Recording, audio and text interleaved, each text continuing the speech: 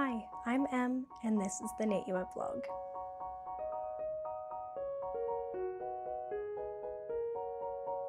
Hello, welcome back. I'm Em, a knitter and pattern designer living in British Columbia, Canada, and this is my cozy little corner of the internet where I talk all things fiber arts, primarily knitting. I am back today with another mini-sode to chat project planning because I had a very exciting yarn package delivered recently. So back in November, Coley of Pasley Knits put out a Lord of the Rings collection pre-order, and let me tell you, it was so hard to stick to a budget for this. I wanted one of everything, to be completely honest. But I was good. I stuck to my budget. It was a birthday gift, so I did go maybe a little overboard, but it was well worth it. And it is now April. The yarn has arrived. If you follow me on Instagram or if you look at YouTube shorts here, you would have seen a little preview of all of the yarn that I ordered, but I thought today I could go through those yarns in more detail with you and chat with you about what I plan to make with them. So grab something to drink, grab a project to work on if you would like, get cozy, and let's chat planning. So to be honest, I'm not really a big project planner. I tend to be a little bit more impulsive with my cast-ons, and I have a huge stash that usually I can pick through and find something that, you know, sparks that inspiration. But this time, since I had a strict budget, I wanted to shop for some specific projects. And with that in mind, I was able to narrow down my yarn selections, and I think I came away with some pretty good choices. So one of the very first things that I knew I wanted to make was the sheep sweater by Rosa Pomar. This has been super popular. A lot of people have ordered the pre-made sheep sweaters that Rosa Pomar sells. But there is also a pattern, and as soon as I saw it, I was like, I am knitting that. This pattern is bottom up, which normally I hate. I am not a bottom up knitter. I really struggle with figuring out how long it needs to be, but this sweater is so iconic that I knew it would be worth it. The sweater calls for light fingering, and there is all over colorwork, and I believe maybe some steeking, like for the armholes to maintain the colorwork all the way around the sweater. And the initial samples were shown in beautiful shades of brown with a cream contrast color, which I love. It's classic. So I did want to stick fairly close to that for my own sweater. I just think it feels very natural to have like a sheepy sweater in very sheepy kind of colors. However, it is also me, and if you know me, you know I love a speckle. So I was like, okay, we're gonna do a brown main color, cream contrast color, but cream is gonna have some speckles. So as soon as I saw this colorway in the Pasley Knits lineup, I knew this was gonna be my main color. This is Aragorn, and it is a cool toned, slightly mauve undertoned brown. And I saw this and I knew it would just be like a perfect neutral. It would go with everything. So I picked this up, and I got it in Coley's Polworth sock base because I wanted it to be kind of sheepy, if that makes sense. Like, I didn't want it to be a superwash merino that's super slim and doesn't have its own texture. I definitely wanted something with a little bit of texture. I've never used this base, but I'm really excited to give it a try. It looks really plush. So I knew as soon as I saw this in Coley's lineup, I was like, okay, that's the color. That's the color for the sheep sweater. And then I went to work trying to find good speckled cream. And there are a ton of options out there, but none of them were really hitting in the way that I wanted it to. Like, I checked so many different hand dyers, so many different like big companies like Sandnes Garn and Sayer and all of the all of the usual places. I was checking for Tweedy yarns, I was checking for speckled yarns, I was checking for marled yarns. Like, I was looking at every possible option and I just couldn't find it. So I kind of put it on the back burner and I thought, it's just not happening right now. That's okay. At least I have the main color. I can chill. I can just let the contrast color come on its own time. And then my partner and I went to New Zealand. While we were in New Zealand, we did go to Hobbiton, which kind of felt perfect in the grand scheme of things. I ordered my Lord of the Rings yarn. I went to Hobbiton. My Lord of the Rings yarn arrived, was kind of the the timeline, so it kind of worked out. I was feeling inspired, and of course I went to some yarn shops. You can check out the video that I made about that experience. It should be up here somewhere. And the very last yarn store that we went to in Auckland, literally the day that we flew out, I found my perfect speckled cream. This is Grace's Garden from Prosper Yarn on their batch base. This is a 70/30 merino linen fingering.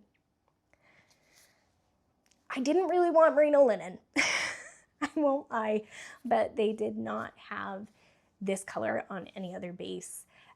She did say, like, we're gonna be dyeing some more on other bases soon. You could always order it. And I'm like, I am leaving today to Canada. And I looked up the shipping costs and that is really unaffordable for me. So I did come away with the merino linen. It'll be fine. I mean, it's definitely not the same texture. It's also a little bit lighter of a fingering than the Polworth sock. Like, you can see the difference there. But that's okay. I might need to find a lace weight to hold with it, just to bulk it up to the same gauge. This time I will be gauge swatching just to figure out if I do need to plump up the contrast color at all, but I just look at that together. Like, that is so good. That is so good. I'm just in love. I'm in love. And I hadn't even seen Aragorn in real life. I saw this in the shop immediately. Immediately. I was like, this is the one. I wasn't even planning on buying yarn at that yarn store. I was like, no, I've spent my budget for New Zealand. And then I saw this. I'm like, just kidding. This is coming home. And I am so, so happy with that combo. So I'm very excited about this cast on, and I'm thinking that these cutie little speckles, they're just gonna add exactly the right amount of interest in the contrast. And even though these colors are quite warm, there's like that goldenrod kind of color and olive and this warm pink, there is also, if you can see kind of up in here, there is also this kind of cool purple periwinkle kind of speckling. And so I think that's gonna draw in the coolness from Aragorn really nicely and blend it all together. So there you have it. This is my first of the Pasley Knits purchases with its extra from New Zealand. And that will be my first project. Sheep Sweater by Rosa Pomar in Aragorn and Grace's Garden. Hi. Do you want to help me plan? Oh, yeah, such a good boy. That was a nice flop. So I don't know what changed. Early 2025, I was feeling a big draw towards neutrals, single tone sweaters that are going to be a closet staple. And then at the end of 2025, and particularly when I was planning this yarn order, I had a real thing for colorwork sweaters. So the next one is, again, a colorwork sweater. Maybe it was just because I wanted a wide array of Coley's colors. And so subconsciously, my brain was like, well, if you do colorwork, you can order more colors. Who knows? But anyway, I had the Orta sweater by Orlan Souche. Correct me if I'm pronouncing her last name wrong. But I've had this sweater in my Ravelry favorites for quite a while. I just love the colorwork motif, and I mean, a classic raglan is always a good choice. So I've had this in my favorites for a little while, and I got super inspired. So I started shopping for it. I did cut down. I was going to do the whole sweater in Pasley Knits, but that didn't fit the budget. So I did cut it down to only 2 colors from Coley. So 2 of the contrast colors are going to be Pasley Knits. And those are these 2. These are on Coley's Cormo Sport base, which again is a new base to me. I do want to try some new sheep bases instead of just sticking to merino. Although merino is always a good choice, I just want to expand a little bit, explore. So when Coley announced that she had these new bases, I jumped on it. And again, I just love the texture in the yarn itself. The one unnegotiable color of my whole order, the one that I knew I was going to get for something and I had to get it, was this one. This is Looks Like Meat is Back on the Menu, Boys. And it's this glorious blue. On the superwash bases, this color glows. On the non-superwash bases like this one, it's a little bit more toned down, but look at this color. Oh, it's so good. I just fell in love with it and I knew I had to get it. So this was the main inspiration. And then from there, I built up colors around it. And it was really hard to narrow it down. Like, I could go kind of more bluey. I could use this as like the main contrast and then do some like more green tones. I could have done the grays. I could have just gone like full colorful and gone opposite ends of color wheel and done like a yellow. It was really hard to choose. In the end, I went more understated because I know myself, if I had a very busy colorwork sweater in a very wild array of colors, I would probably not get as much wear out of it just because I am an anxious little bean and I don't like having a lot of attention on me. Not that you would know from the fact that I make YouTube videos where I'm literally just talking at a camera. Anyway, tangent. So I was building around this, having a really tough time, but I narrowed it down to one other color of Coley's, and that is Lothlorien. Now, again, on non-superwash, the colors here are quite a bit more muted. It is a variegated. I'll bring it closer. Hopefully you can see some of the striations in there up top. On superwash, this is a beautiful, deep blend of blues and greens and grays. On the non-superwash, it definitely mellows out a bit more and it's a lot more subtle, but I still think these look so good together, and especially with a third color in the mix, like a third blue color, I think it'll create a good array of tones where it feels cohesive all together, but they're different enough that they stand out against each other. And then just by happenstance, Explore Knits and Fibers had a second sale, no waste sale. I can't remember what they call it, Leave No Trace. They had a Leave No Trace sale. And they set it up very differently this time, where you didn't shop the specific colors. You chose color families and you chose the base you wanted, and then they picked yarn for you. And normally, I am a bit of a control freak.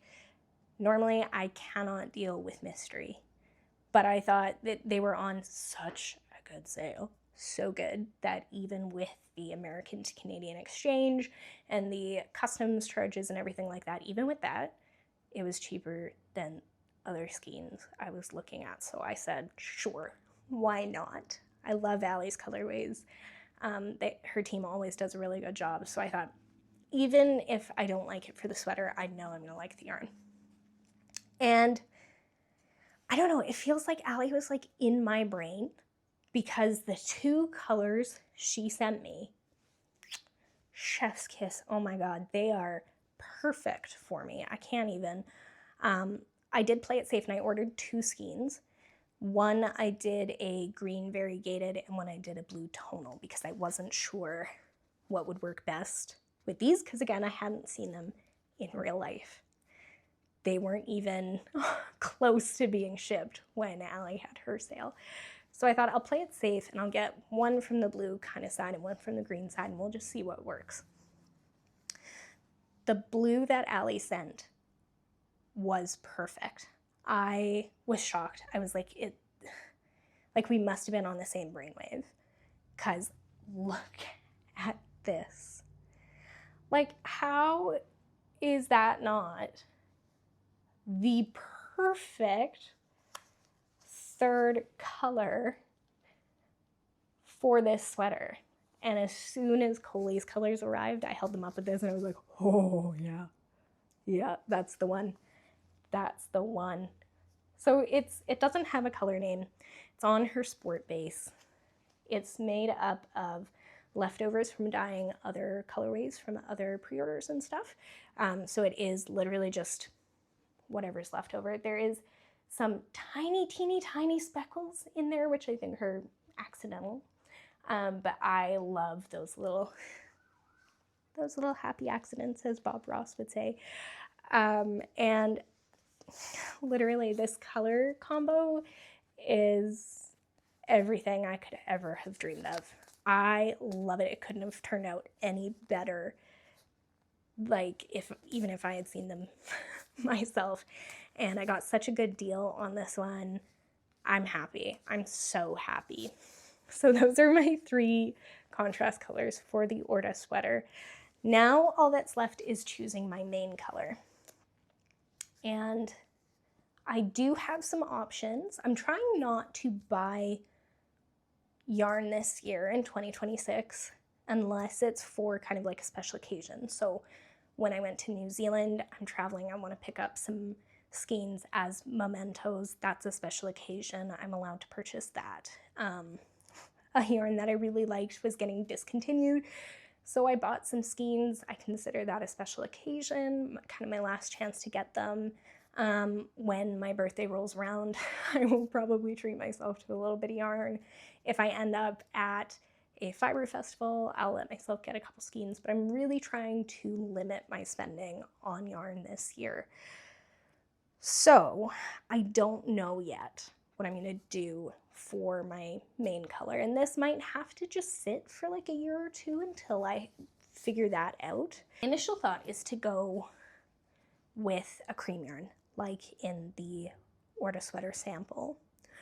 And I do have a ton of this merino cone from Woolly Knit. This is like a 500 gram cone. I can hold it doubled to achieve a sport weight. It's a very fine fingering.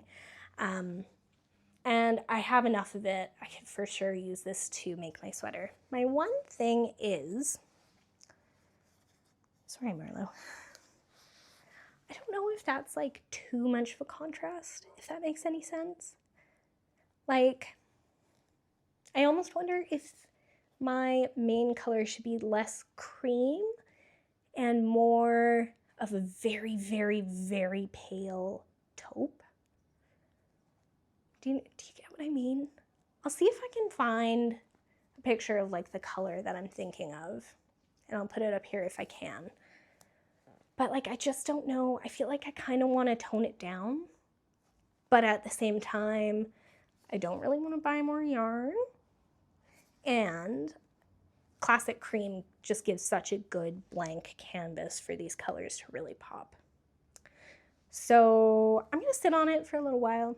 There's no need to cast on immediately. I can wait. I can sit through it. I could even do a swatch. Highly likely that I won't, knowing me and knowing that I will have to swatch for the sheep sweater. I can do like one swatch a year. Other than if I'm, you know, writing my own patterns. I'm not a swatcher. So it's like one swatch a year if I'm lucky. So I probably won't swatch this, but I'll sit on it. I'll see how I'm feeling when it is finally time. And if you have thoughts or feelings about what my main color should be, please leave them in the comments. I'm always open to suggestions. But anyway, yeah, that's project number 2, Orta sweater in Pasley Knits, and Explore Knits and Fibers for the contrast colors, and mystery as of yet for the main. Okay, I have one more project planned from my Pasley Knits order that I want to share with you. And this goes back to wanting to knit some more wardrobe staples in like a single tone, just classic shapes. And I was immediately inspired. I've been on a bit of a red kick, as you will probably remember from previous videos, which I'm really excited about. Red is a tricky territory for me. I feel very self-conscious in it, but I'm branching out. I'm gaining a little bit more confidence with it. And I fell in love with this red. It's not a bright red, but it is just a gorgeous color. This is One Does Not Simply Walk into Mordor, and this is on Coley's Sailing Sport base. I have 3 of these, but 2 is easier to hold, so 2. I love this base. It is 100% baby alpaca. It's so soft and drapey. I used it in the color Backpack to knit my mom a modified roof sweater, an off-gauge modified roof sweater. A couple years ago, I'll put a photo up here. And I paired that with her, with Coley's Swimming Surrey base, and it was like, I wanted to steal that sweater so bad because the texture was just divine. So I didn't get a Surrey this time because it did go outside of my budget, but I did get 3 skeins of Sailing Sport. And at first I thought I was just going to do like a classic crew neck sweater, just something that'll go with everything. But after knitting my mother-in-law a Paloma, or rather re-knitting her Paloma sweater, I think that's what I want to make out of this. I think a beautiful, dark, classic, sleek, elegant, talented, brilliant, incredible, amazing, show-stopping, spectacular turtleneck is the way to go. It says on Ravelry that it's a DK weight. It is certainly not. Fingering plus lace weight does not a DK make. Fingering and lace weight makes a sport weight. At least in my gauge, in my knitting tension, fingering and lace weight makes a sport weight. I found that out. I put that to the test and confirmed that with the reknit of the Paloma sweater, because that was actually a very light fingering with a lace weight, and it turned out to be a sport weight, and it exactly matched the measurements and everything and the fit of the pattern as written. When I made my Paloma, I knitted on a DK base, and I was like, who the hell is making this? Because this is massive. And I severely shortened the yoke increases. Like I did, I think maybe 2/3 of the increases, because it was just massive. And for me, fingering and lace makes a sport weight. So I will be knitting with a sport weight to make a Paloma sweater. I know that's a hot take, okay? Maybe I'll do a knitting hot takes video, but that is my truth with my knitting style and my tension and everything. And I think that this base in the Paloma is gonna be so good. It's gonna feel so luxurious, and the drape is going to be out of this world. It feels like a very fall winter project with the color and the fact that it's a turtleneck, but I'm so excited about this that I think I might need to cast it on like as soon as I have available needles, because I'm obsessed. I'm all in on it. And I just know that a turtleneck this color is going to be so good through the fall and winter. So I want to make sure I have this ready to go. And I just love it. There's so much depth in Coley's colors. Like, look at that. That's amazing. That's amazing. Coley, you're amazing. So anyway, that was purchase 3 and project idea 3 Paloma sweater in One Does Not Simply Walk into Mortar on Sailing Sport. I did also order a sock set from Coley in the colorway Long Expected Party, but I don't have plans for that yet. It was kind of just one of those ones where I'm like, well, I have to. It's like the epitome of the whole collection. So I haven't included that in the video here, but it is, you can see it in the little reel and YouTube shorts that I posted. I'll try to link it, but you can see it there. Thanks for chatting with me about future projects and different colorways. I hope you enjoyed kind of my thought process with things. Let me know if you have an idea for the main color of the Orta sweater, because I'm not sure how I feel about the cream right now. Let me know your thoughts. I need the help. But there's lots of time. I'm gonna sit with it and just see how it goes. Hope you enjoyed this little peek into my brain, and hopefully it inspired you as well, either with some color combos or project ideas. Let me know what you guys are planning on working on over the next little while. If you enjoyed this video, please give it a like and a subscribe if you aren't already, and I will see you guys in the next one. Happy knitting!